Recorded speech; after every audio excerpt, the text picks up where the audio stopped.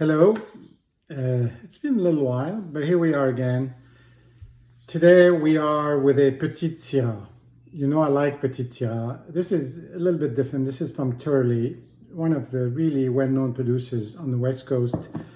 It's a bit of a story here. I discovered the name really when we did our trip to Paso Robles, as you recall. My friend Leon, who organized all that, is a big fan of Turley and their Zinfandels. So I started looking into them. We tried to see if we can visit. It didn't really work out that time. But as I was learning more about them, I also found out that they make quite a bit of Petite Sirah from different vineyards. They really have about, I think they say about 50 different wines from 50 different vineyards all over California, north, south, and in the middle in like Amador County, which is really gold country, gold rush country. So, you know, liking Petite Sirah the way I like it, and not knowing many other Petite Sirah makers other than Relic, decided to look at what we could find. So I found this 2000 Petite Sirah.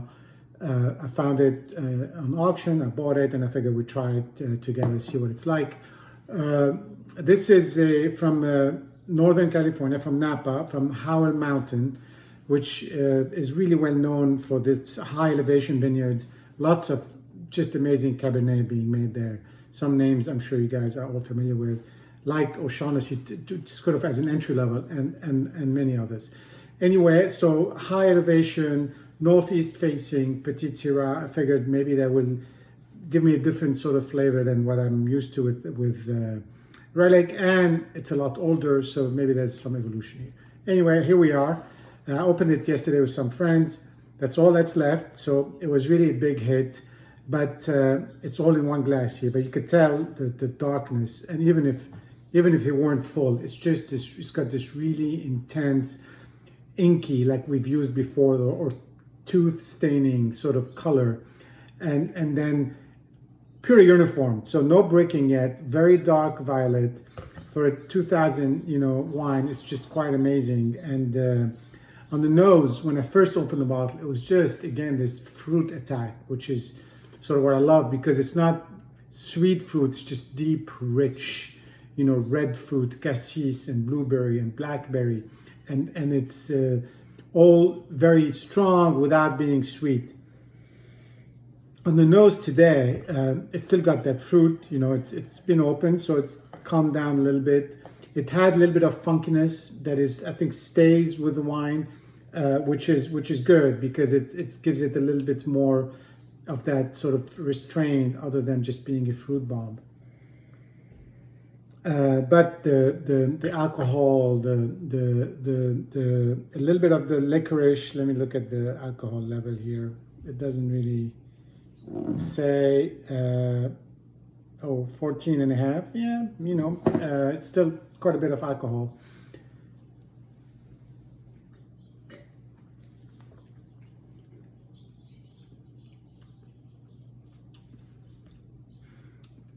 In the mouth, it's interesting because it's very different. I mean, it's a whole other dimension. The fruit's still there, but not as much as you have it on the nose. There's much more of that dark chocolate. Some people felt yesterday that, like somebody put dark chocolate in it, which is kind of interesting. You've got the tannins. They're very smooth, but they're there. You've got the acidity. You've got the whole package of what a just a very high quality wine, will taste like. And it's really 22 years old. And I mean, I wouldn't keep it for years and years and years, because I think at some point, this is as good as it's going to get. But it's still very multi-layered, very vibrant, and the finish is the finish is still there. It's got a little bit of length. The finish is more on the red wine side of things. So you got the tannins and a little bit of the bitterness. Not necessarily a lot of fruit, but the fruit and the funkiness and a little bit of the peppercorn, you get that just in the mouth first up front. Let's try again.